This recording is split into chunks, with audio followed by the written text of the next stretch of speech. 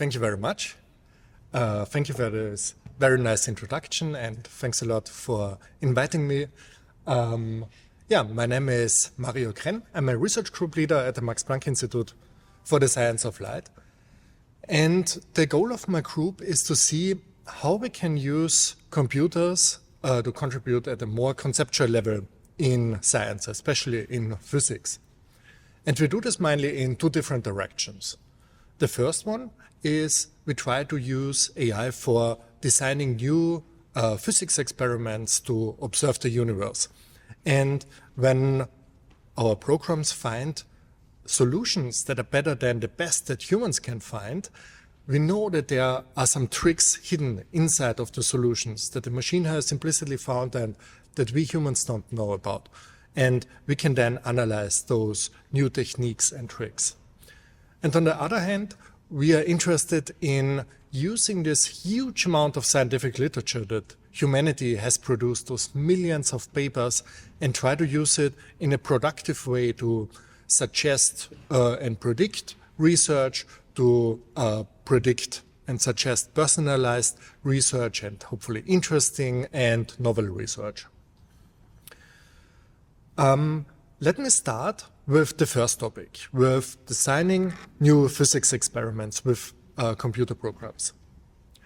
So let's start to think about the enormously large space of all possible experiments one can build in a laboratory. This space is enormous, and within this space we find a number of experiments that are very useful. For instance, we find those stars, those could be gravitational wave detectors, microscopes, telescopes, and so on. But most of the space is completely useless. And the question is, how can we find these stars, these exceptional points? And just to give you a few numbers, if we just have 3 lasers, 3 beam splitters, and 3 detectors, we can already build up more than 1,000 different experimental configurations.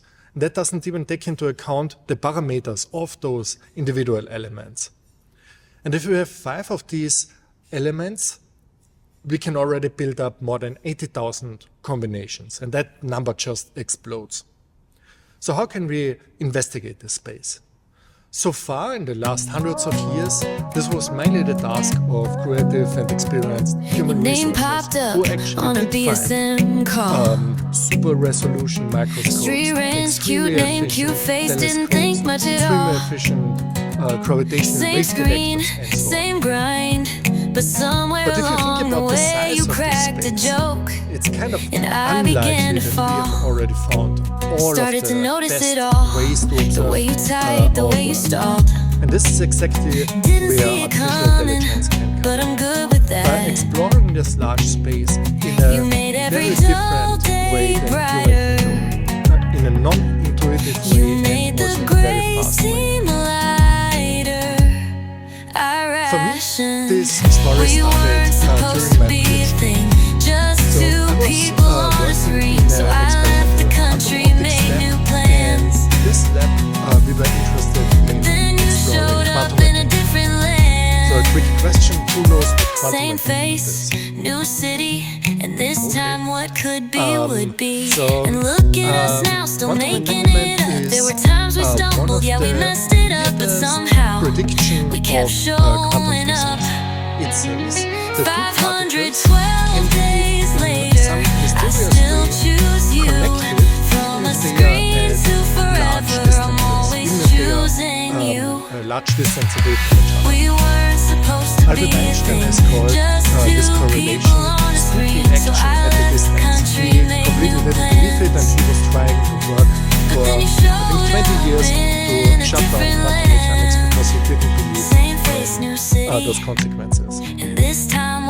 But it turns out that quantum mechanics can actually be observed in nature. And let me explain to you the simplest form.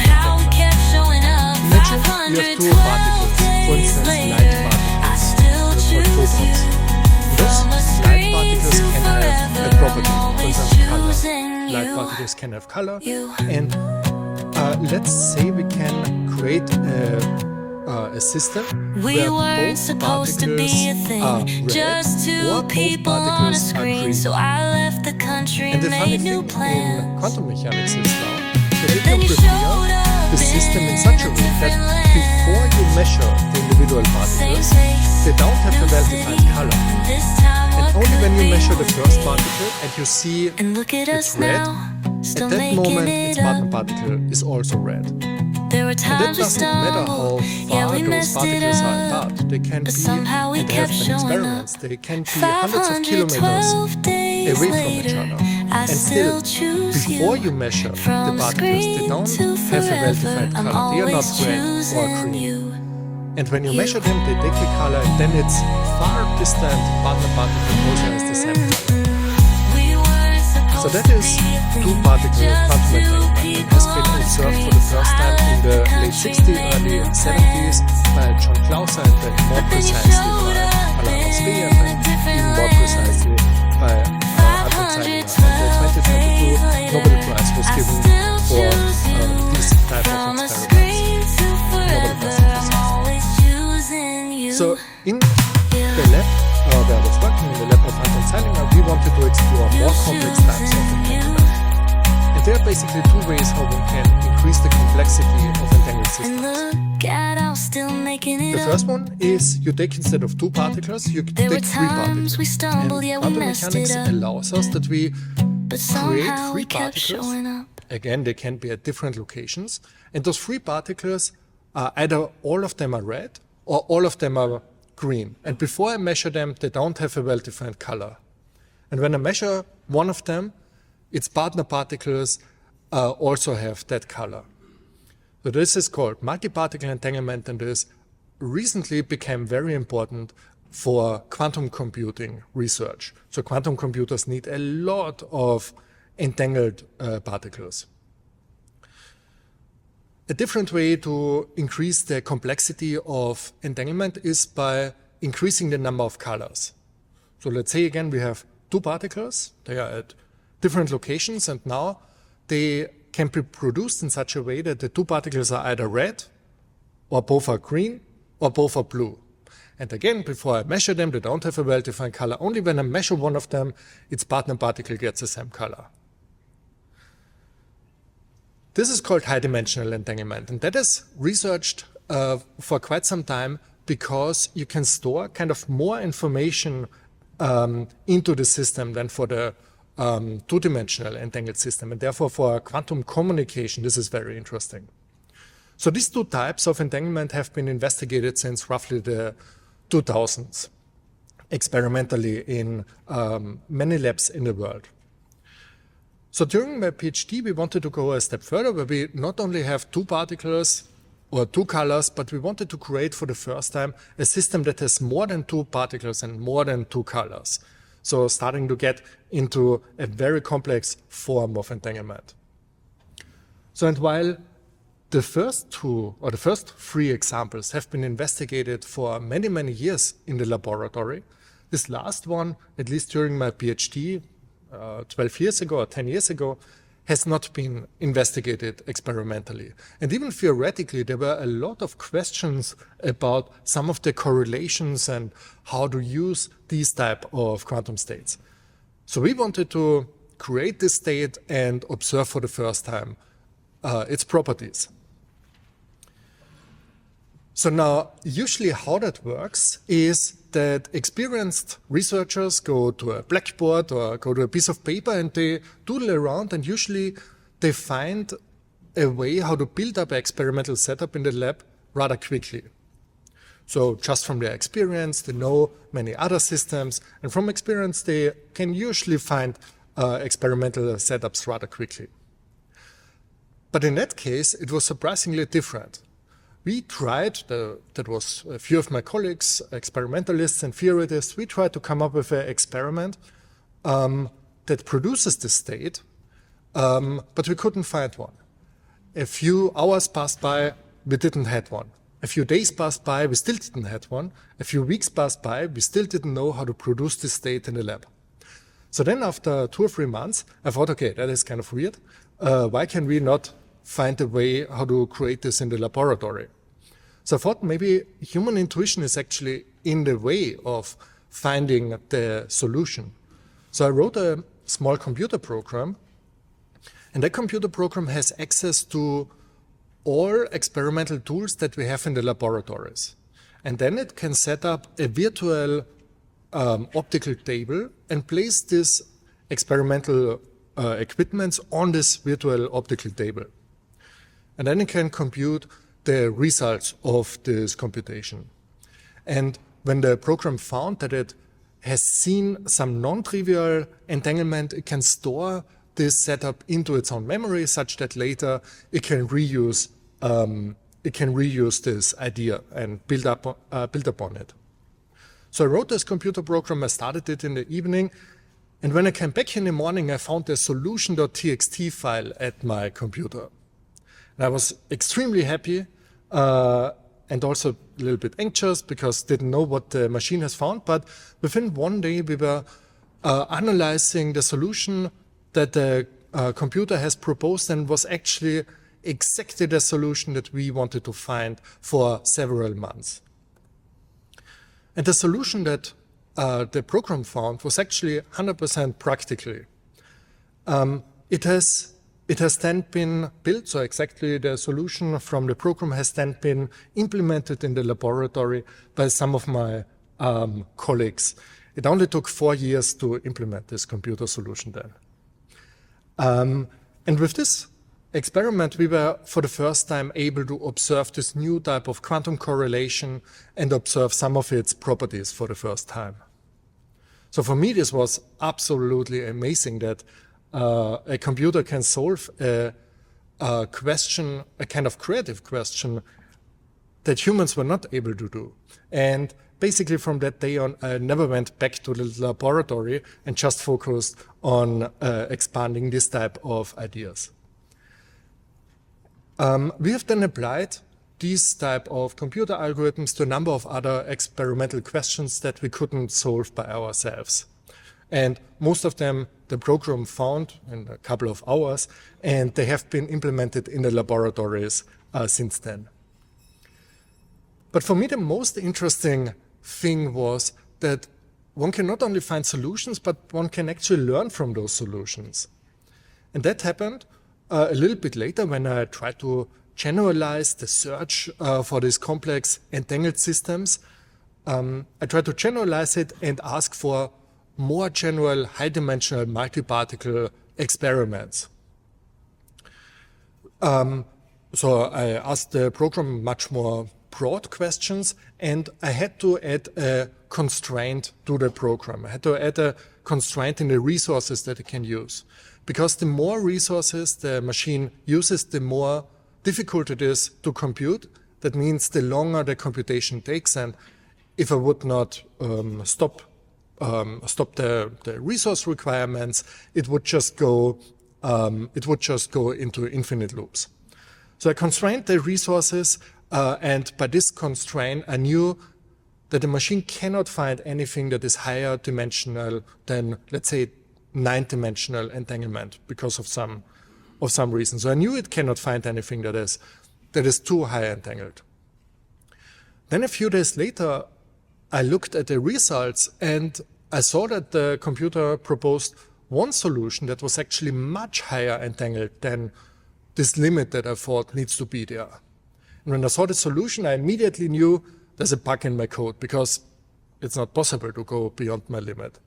So I analyzed the solution, but surprisingly, it actually worked. And I was able to verify by hand that this solution worked. So I was completely surprised that the machine was able to overcome this limit that I thought to be there. So I wanted then obviously to understand what did the machine do that I completely overlooked.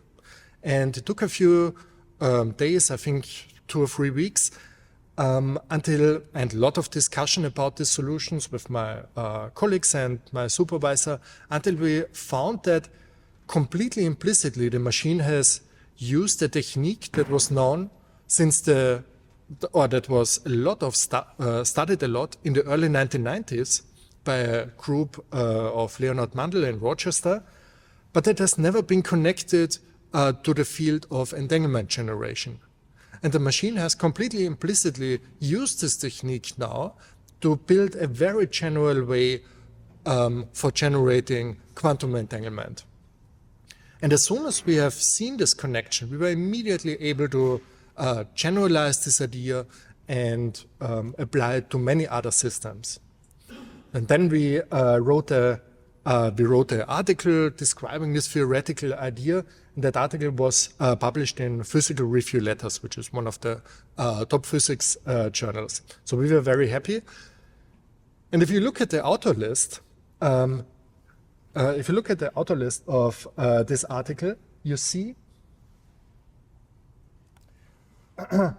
you can see that none of the co-authors here invented the idea.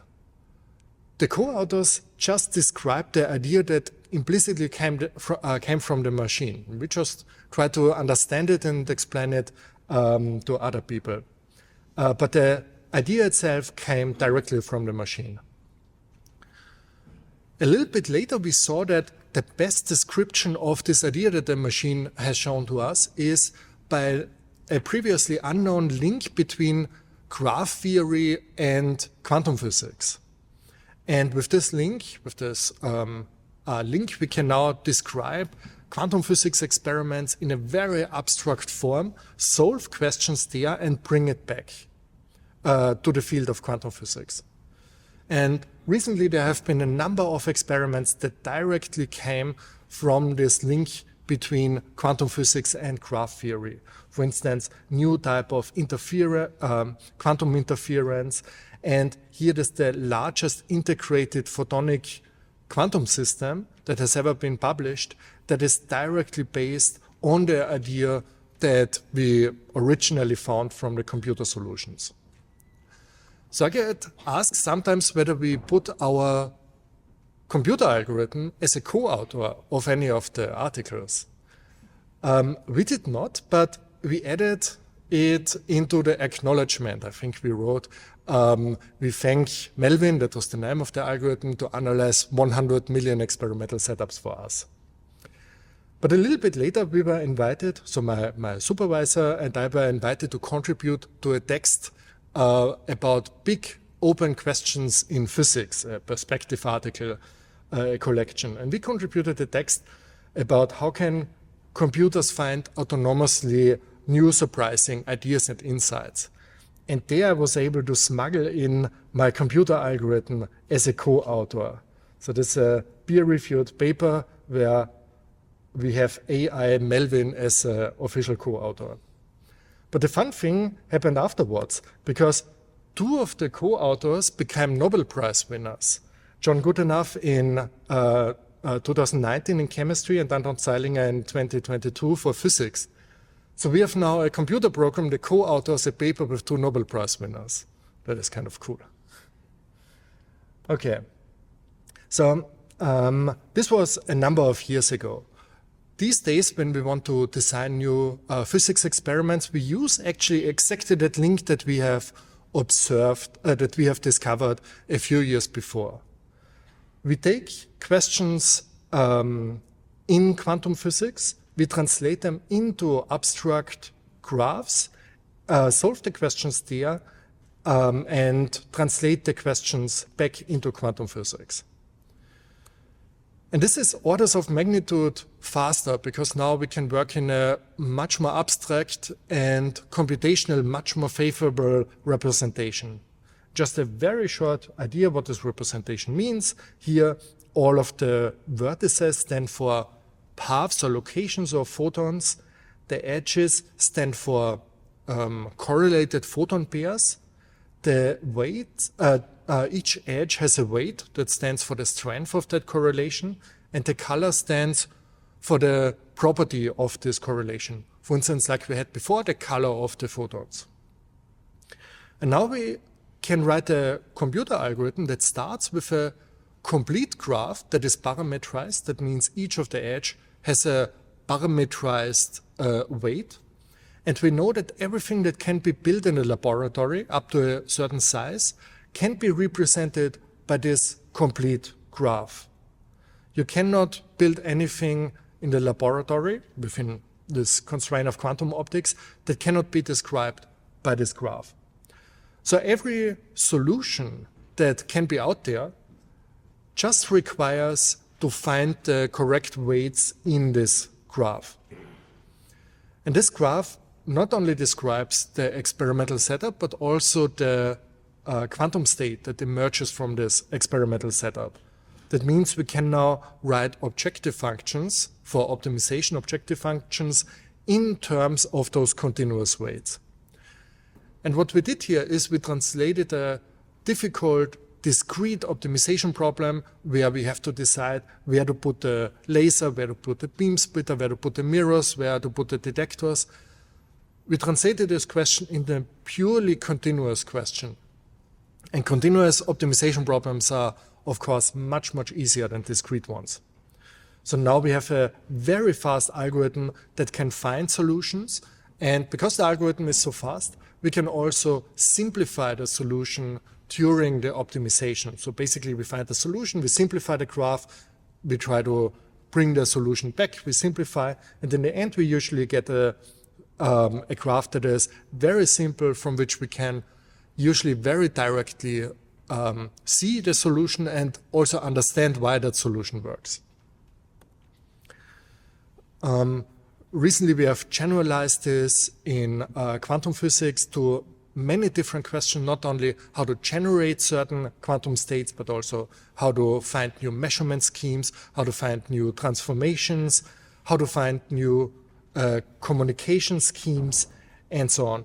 And some of those solutions have already been implemented in laboratories. I wanted to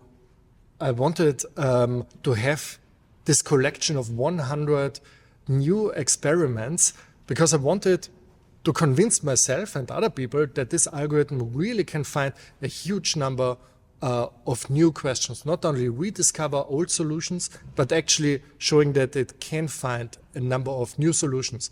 And many of those solutions actually contain surprising elements.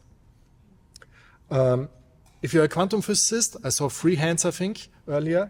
You can go to GitHub and play with our codes. Yeah. So this was quantum physics. A number of years ago, maybe 3 or 4 years ago, I got an email by the LIGO collaboration. The LIGO collaboration is a collaboration in the US, and they are building gravitational wave detectors. And they were asking whether we can do a similar thing that we did for quantum optics, whether we can build and design new type of gravitational wave detectors. So gravitational waves are predicted by general relativity, predicted roughly 105 years ago by Einstein, and has been observed for the first time only in 2016, I think. And they are generated by some of universe's most extreme events. For instance, when 2 black holes collide or when a star explodes. This produces gravitational waves. And those are not waves like waves or waves of water where you have material that is transported, but that is waves in space-time. It means it's ripples in space-time. And those waves propagate from their origin and over millions and billions of years come then to Earth and slightly change space-time at Earth. And what that means specifically is when such a gravitational wave passes through, it changes the size in horizontal direction by a tiny, tiny fraction and increases the size in vertical direction by a tiny, tiny margin. And this is exactly what the LIGO collaboration is able and was able to detect for the first time a few years ago. So this is a picture of the gravitational wave detector in Hanford in Washington, I think. And you see it basically is a big box. I show you what is roughly in the box. And then very long vacuum tubes that contain very strong lasers. Those 4-kilometer vacuum tubes in horizontal and in vertical direction. And this measures the effect of gravitational waves. So this is the best known gravitational wave detector that has been proposed in the literature and partially also built. It basically has one extremely strong laser. This laser is split into 2 arms. These are the 4-kilometer arms. You have a few extra mirrors, doesn't matter what they do exactly. You have a few extra fancy optics, also doesn't matter. But what happens is that the light from here and here meet again at the beam splitter, and if nothing happens, they nearly destructively interfere. That means here there is no output. Only when the gravitational waves comes in, the distance is slightly changed, so there's a small output that you can detect at detectors, and then you can see the signal from the gravitational wave. And what you want is that your detector is very sensitive over large ranges of frequencies. So here this is sensitivity down is better, and this is the frequency of gravitational waves. So what they asked in the email was, can we find new gravitational wave detectors that look very different from those that humans have designed? So again, this is a very difficult discrete problem in conjunction with continuous problem, because you need to say where you put your optical elements, and afterwards you need to say what are the parameters of those optical elements. So by changing one of those parameters, for instance, of this mirror, the reflectivity, just a little bit, it completely destroys the sensitivity of this detector. So it's a very difficult, discrete, continuous optimization problem. What we did, again, was translating this problem into a purely continuous problem by enlarging the space in which we encode it.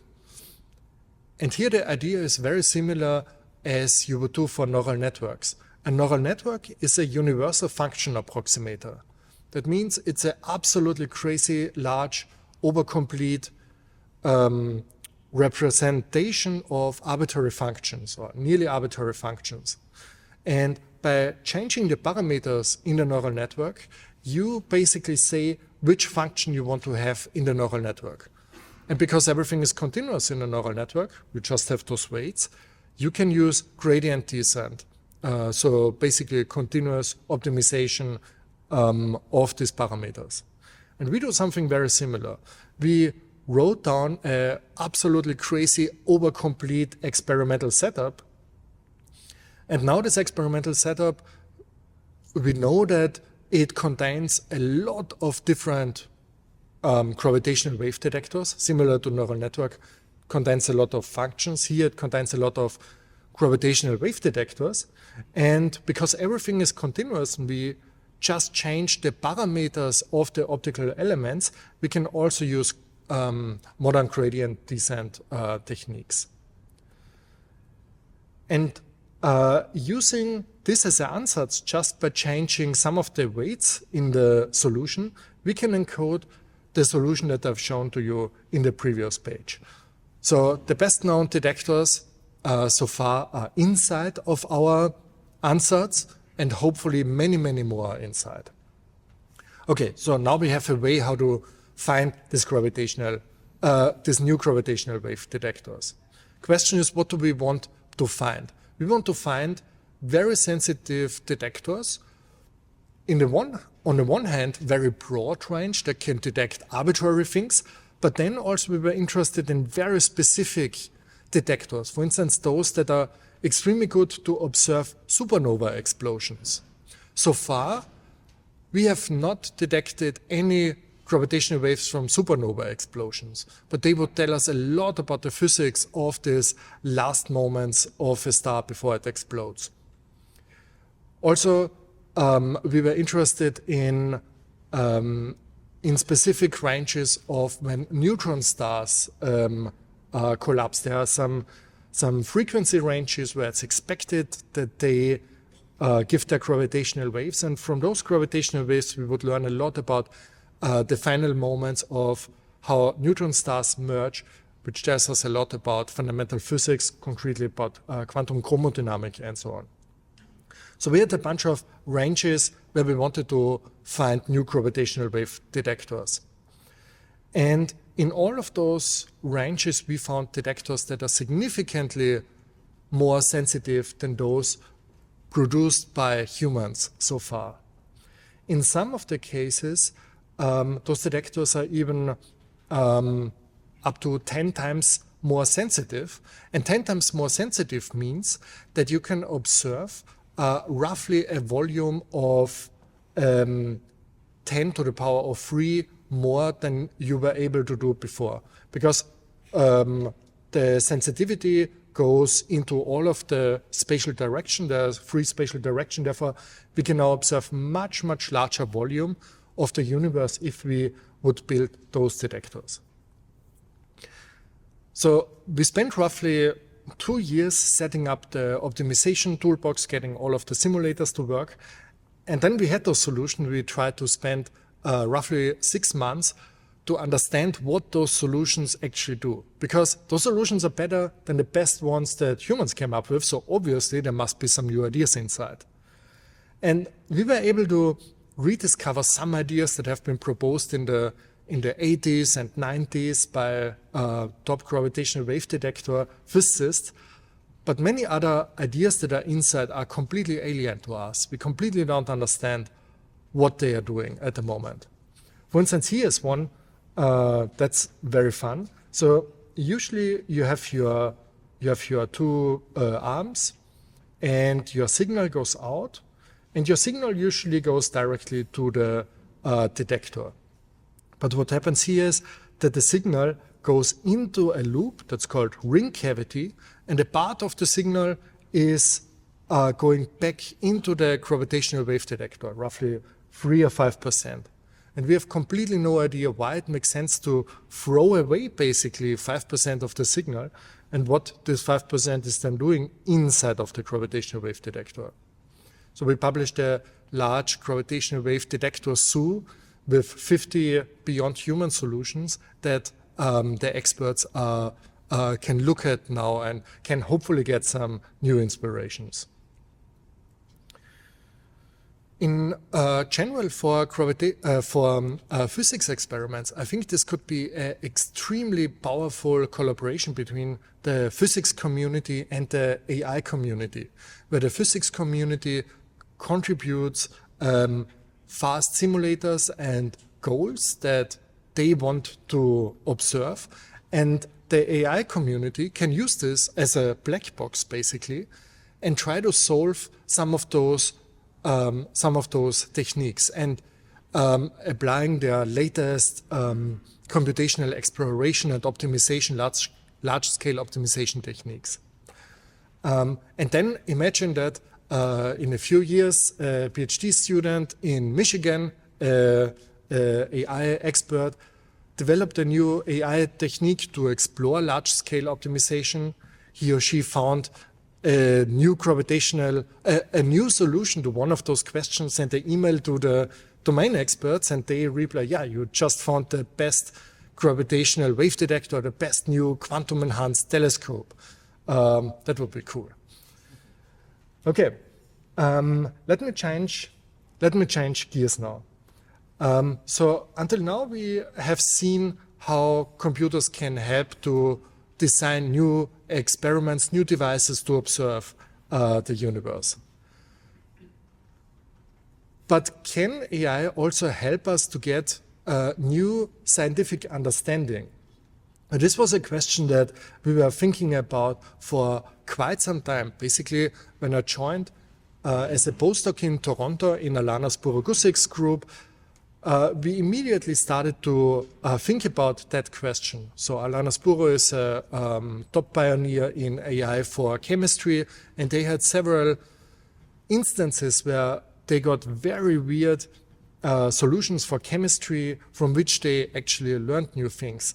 And the same was for me. We had this experience in physics, so we thought that there must be a bigger picture. So we wanted to see how humans can learn from AI.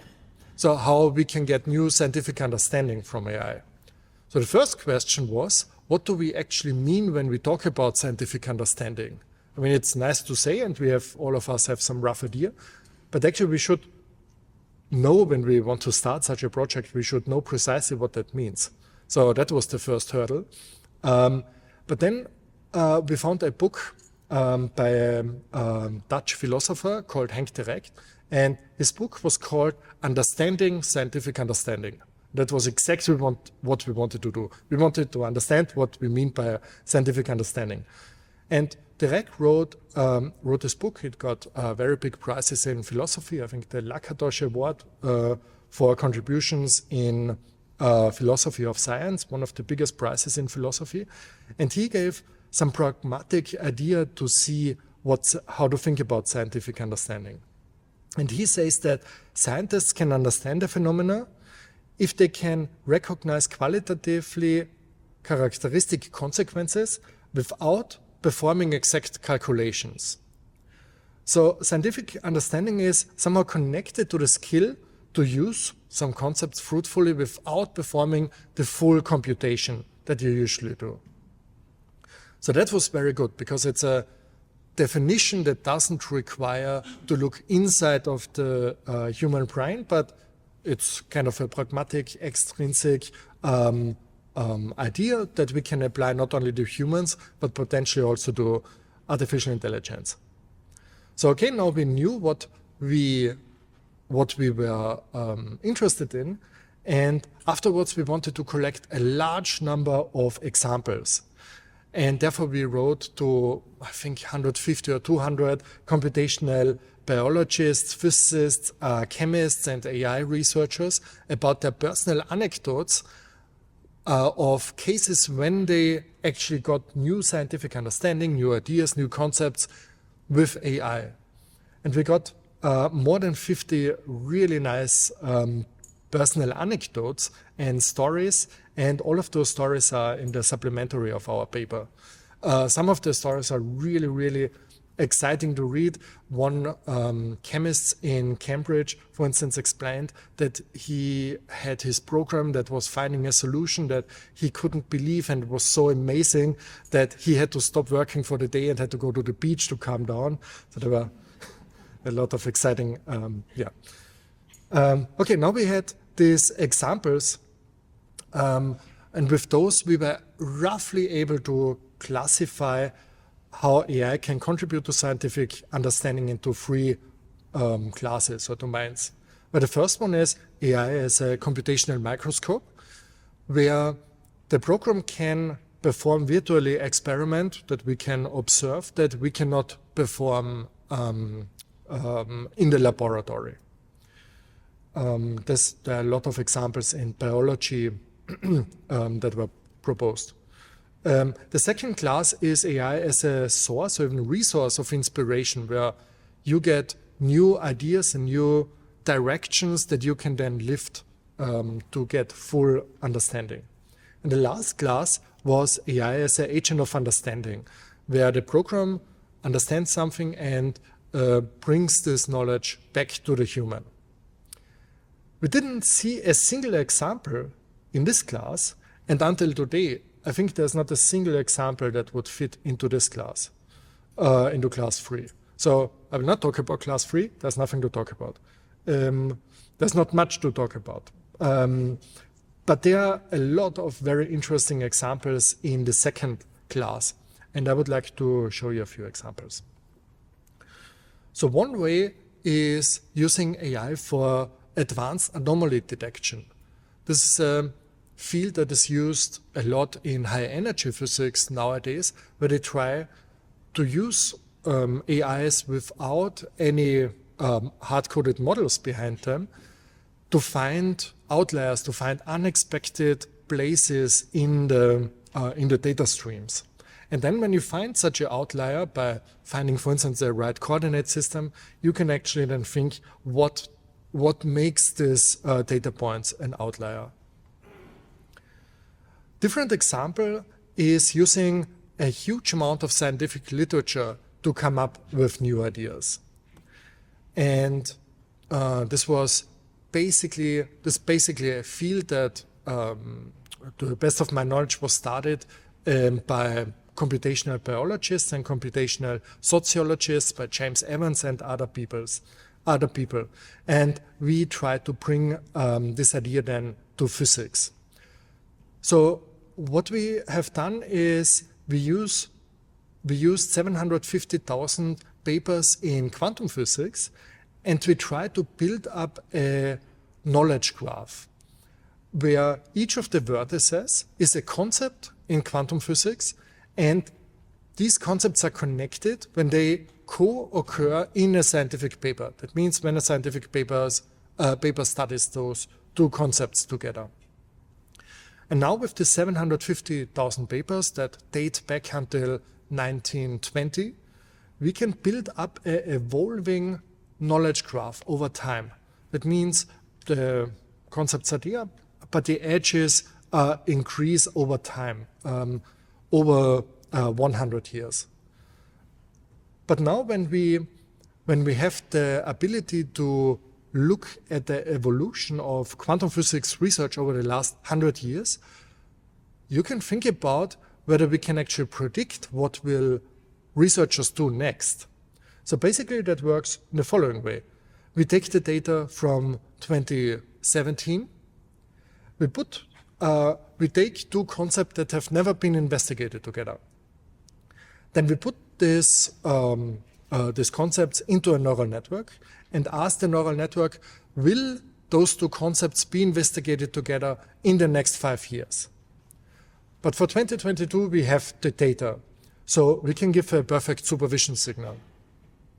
And with this supervision signal, we can actually train the neural network. We can do this for millions of pairs of unconnected concepts. And after the training, we can then apply this technique and put in data from 2022 and predict what will happen in 2027. Or put in the data of this year and predict what will scientists do in the next 5 years until 2030. And it's quite surprising that the quality of this prediction is very high. We later did a follow-up study where we used not quantum physics, but AI research itself and predicted what AI researchers will do in the future. And we performed AI competition where I think 30 teams competed, and the best performing solution was actually, for some of the questions that we asked, nearly deterministically was able to predict what scientists will do in the future. So to me, it told me that scientists are significantly less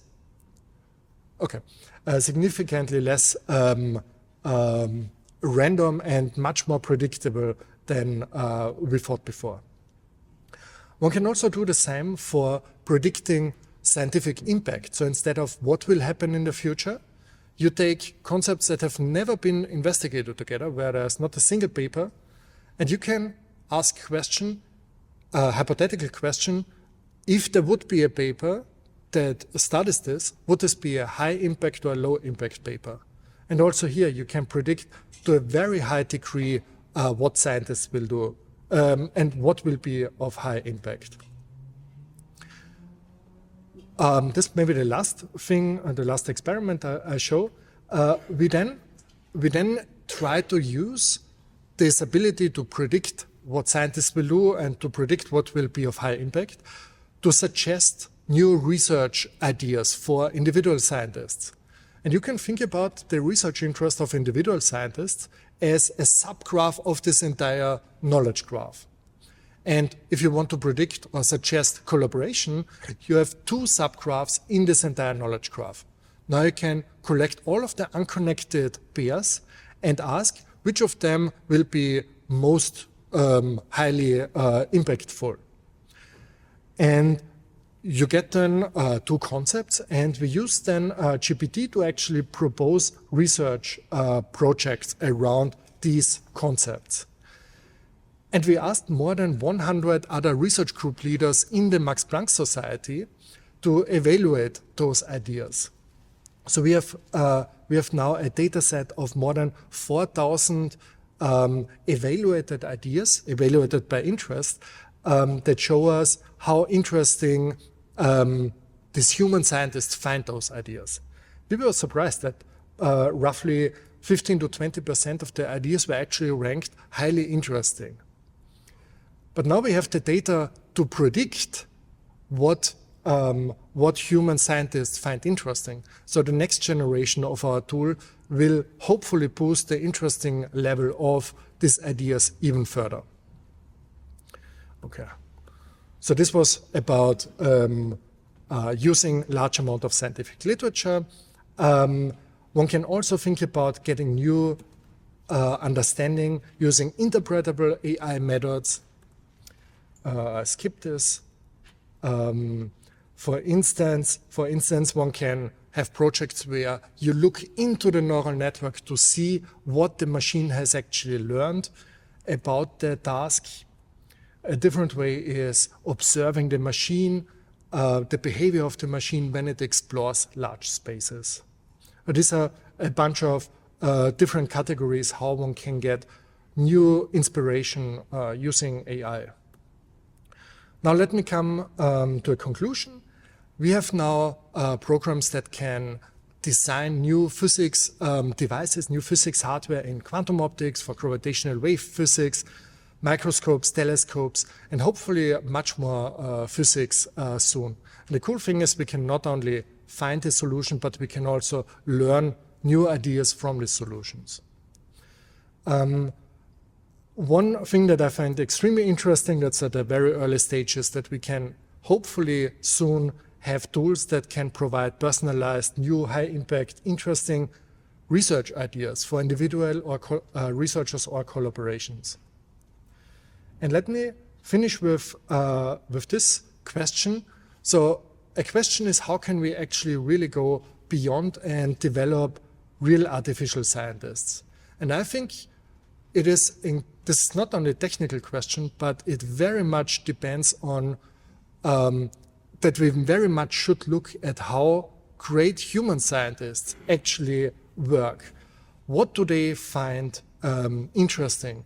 How and why are they creative? How and why are they curious? What is this inner drive?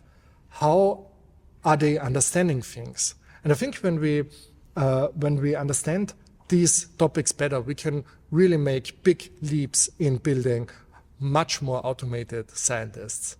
Okay, thank you.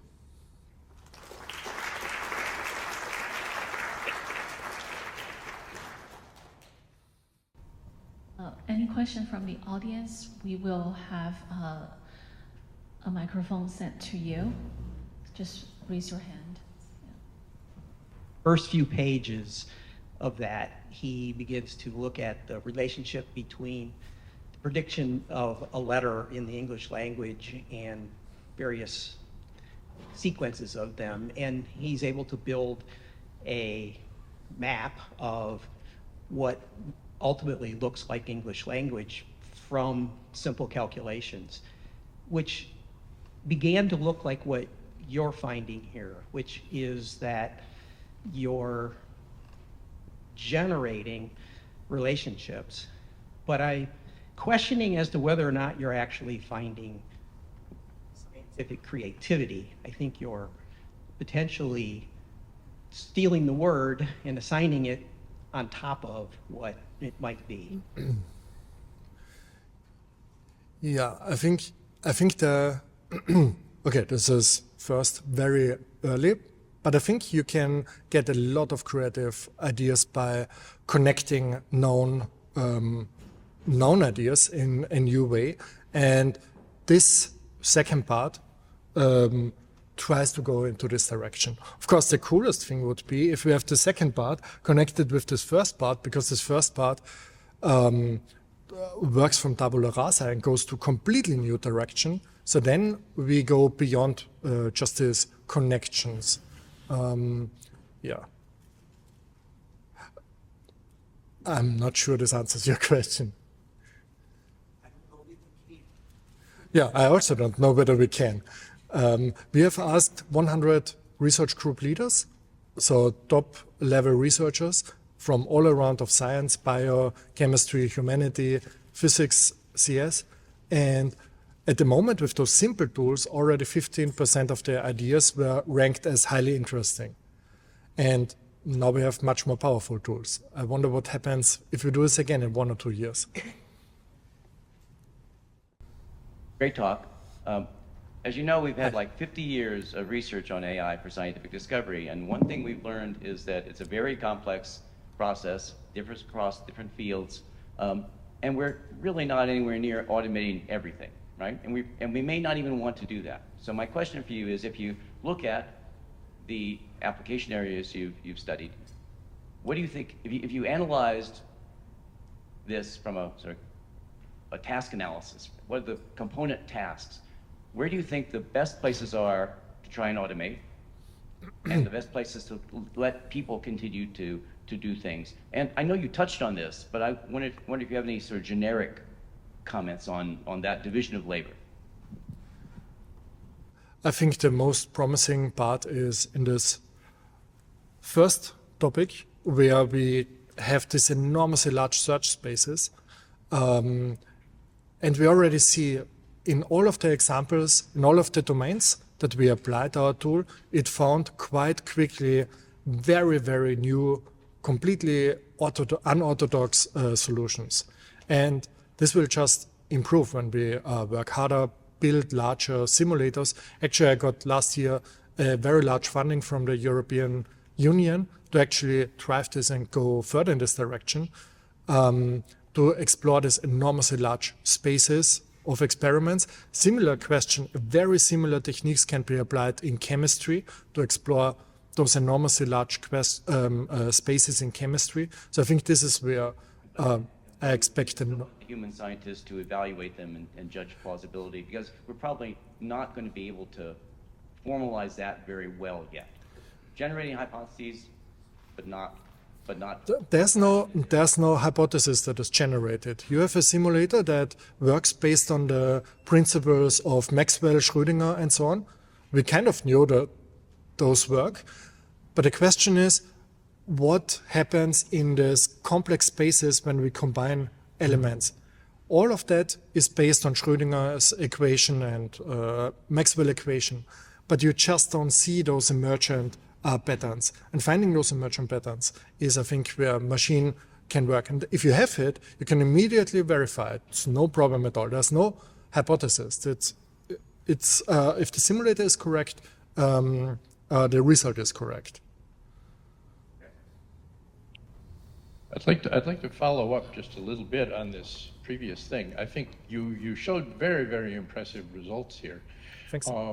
And as a computer scientist working in artificial intelligence for a long time, what seems to be happening is that you have formulated a very productive but very large search space. And you've applied algorithms that do a superhuman job of exploring that search space. But then this raises sort of two questions. And one is, what is the intellectual contribution of defining that search space? And second, what is the intellectual contribution of evaluating the proposed solutions in that search space? And I'd like to offer one more everyday example or metaphor, which is sort of the traditional Google search, that we have this gigantic search space of text. We put in a search string, and Google produces some collection of things. And many of those are garbage, but within that, there are the gems that you're looking for. And so you feel very, very satisfied. But what we've got is we have automated a certain kind of heavy lifting that goes beyond the human capacity, but is clearly extending our ability to solve these problems. And I'm wondering, to what extent do you feel that this describes the kind of thing that you're succeeding at so impressively? That's a very interesting point. I never thought about the connection to Google. I think the main intellectual contributions come from developing those enormously fast simulators. They are not just normal numerics. You need to spend years on building those. For instance, our latest simulators directly use all of the techniques that DeepMind is using to train their neural networks. We use exactly the same approach. We use their language. We have to rewrite everything to be able to use this progress that DeepMind has done, just in a very different domain. So I think there's a lot of intellectual contribution that comes from the human that I have no idea how one would automate. Setting up the interesting question is also a very important point. This I have some rough ideas how one can maybe automate, but also very difficult at the moment. And then in the end, you have the solution. Let's say you can even trust the solution. What do those solutions tell you to actually generalize and get new ideas from those solutions, potentially build them in the lab? Lab implementation is automation of lab implementation in physics is so far away from today.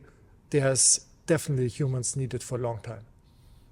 I would like to just restate something which I believe you and I agree on, but I think is also very important for the general audience to understand, which is that we are not automating scientific discovery.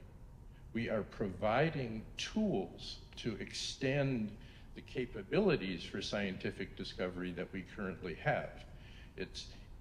These tools may be superhuman in the sense that a forklift truck can lift things in a superhuman fashion, but people throughout our society are looking at advances in artificial intelligence and saying humans are becoming intellectually obsolete.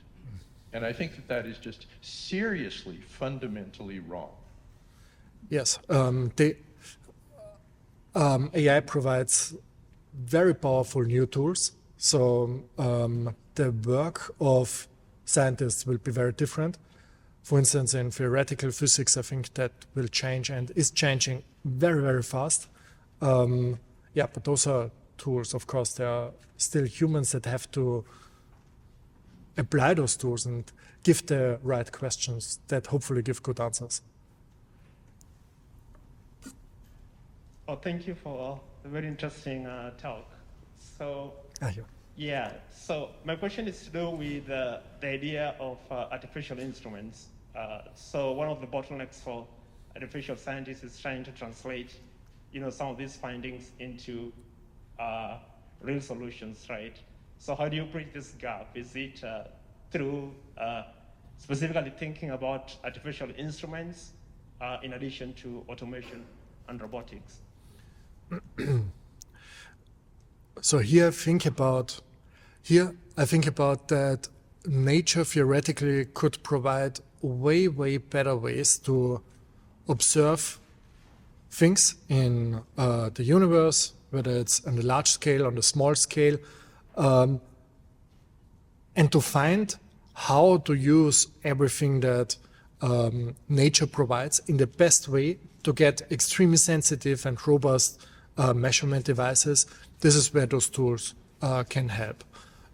They find those solutions that are very different from what humans can find, and then humans have new ways to explore these spaces and potentially build those experiments in the laboratory. Hi, here. Hi. Thank you very much for your talks. Very inspiring and very insightful. I just want to ask, how can we apply this? Do you have an existing tool that we can use for other domain of science? Yeah, thank you.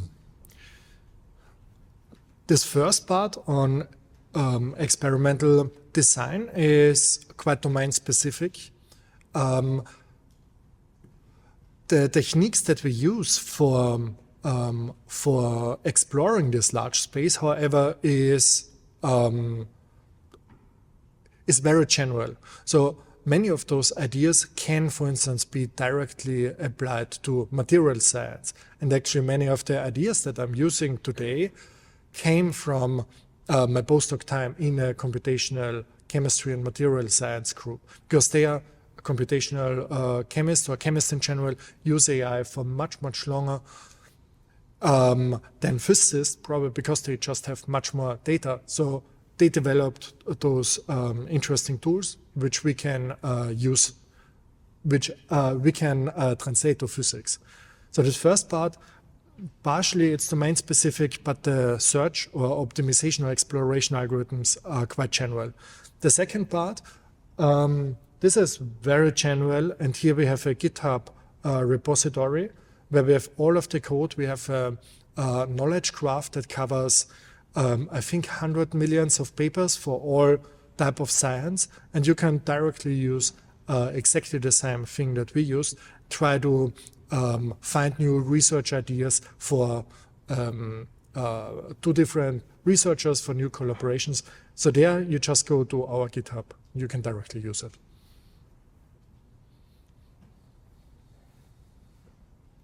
We're going to have to stop here. We only have 7 minutes of break time, so come back promptly at 10:25 and we will start the AI journeys. Thank you, Mario.